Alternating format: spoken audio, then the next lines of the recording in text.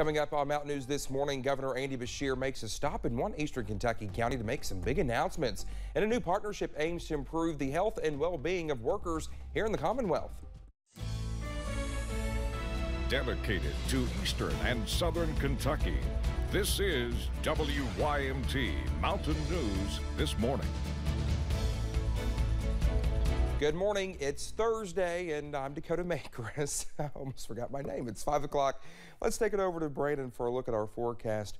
Brandon, it is a cold start to the day. I'm ready for it to be warm when I head out the door. Listen, it's already warmer than it was yesterday, though, most areas. Again, not much in the way of 30s this morning. Actually, some 50s trying to show up as well. So let's take a look and see what we can see, and that's not much on the satellite and radar. You see some green up to our north. For the most part, just a few clouds drifting through this morning. We're going to see those off and on throughout today. Temperatures 39 in Harlan and Jonesville, 37 in Clintwood. No 50s, and we had a couple 50s earlier out there, but a lot of mid to upper 40s there this morning. Jackson, the hot spot at 47. A lot of 43s and 44s out there this morning. Temperatures warmer than they were yesterday, except for Prestonsburg. They're 1 degree colder than they were this time yesterday morning, so we're going to keep an eye on that for you. Breakfast forecast, not a whole lot to tell you about this morning, just a mix of sun and clouds. Another beautiful day out there, and temperatures climb quickly once the sun comes up and we get a little bit of south wind into play. Dakota? All right, Brendan, thank you. One of the last World War II veterans living in Letcher County has died. Dan Combs of Whitesburg died Sunday at the age of 102. To honor him, the community is invited to stand on the sidewalks of Main Street today as the funeral procession leaves Letcher Funeral Home en route to his final resting place in Green Acre Cemetery. The funeral is scheduled to begin at noon today. Optometrist and owner of Ideal Eye Care in Laurel County is convicted of Medicaid fraud.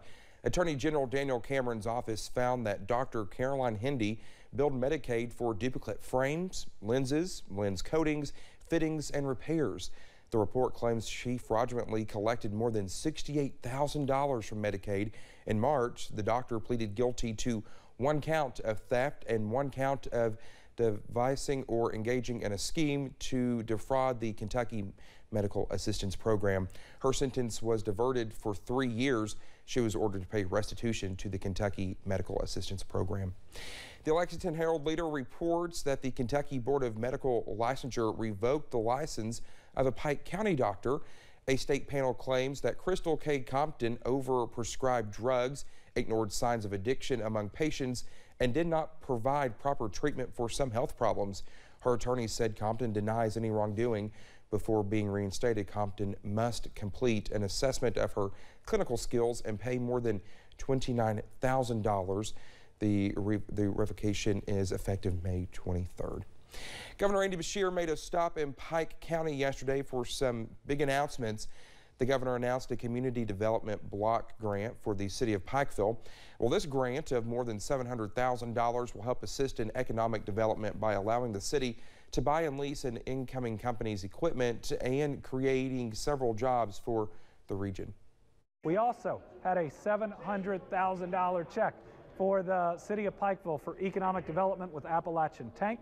That's creating, I think, 56 new jobs here, and I don't think they're done.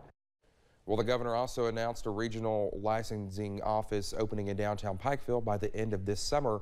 Well, this office will provide several services, including driver's license tests by KSP.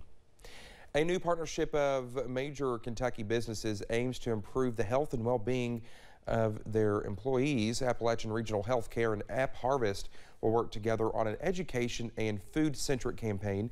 Leaders with both companies say the first target audience is the nearly 7,000 combined employees they have.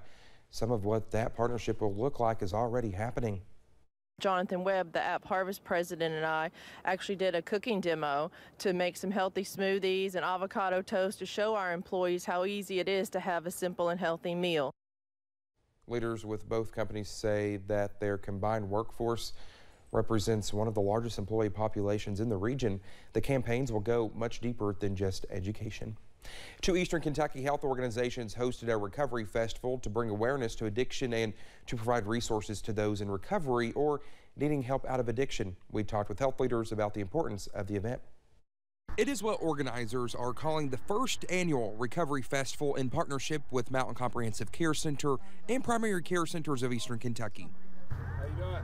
What I see when I work with people in the community is people want to help, but sometimes they feel like that because they've never been an addict, they've never been an alcoholic, that they're not able to help, but that's not true. At least 15 different organizations came out to the Perry County event, hoping to help those in addiction stay on the right path, along with promoting healing for those who are in addiction. Not only the people that are here, but the different organizations, so that whenever I have someone that needs a service that I can't provide, I can reach out to them and we can work together as a community. Perry County Sheriff Joe Ingalls says addiction is a real issue in the county, saying they cannot arrest themselves out of the problem.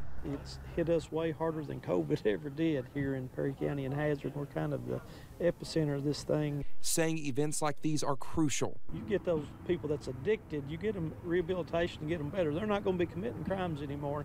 Saves the system money, saves people from being locked up. Working to end addiction in Eastern Kentucky.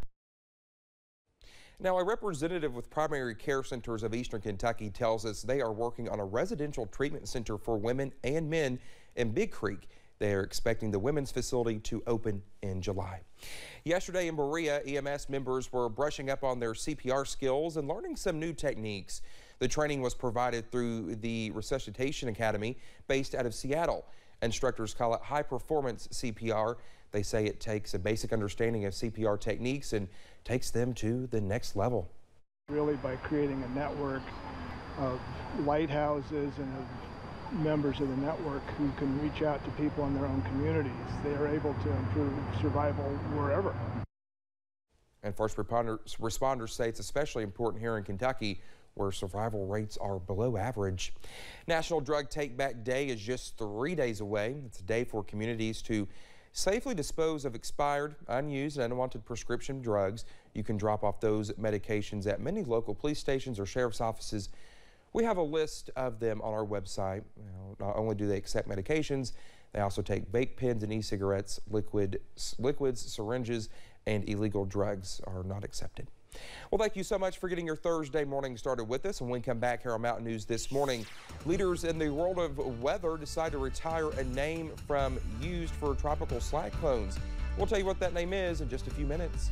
Should be be another nice day here across the mountains, but you know what they say about all good things? The latest forecast in about 3 minutes.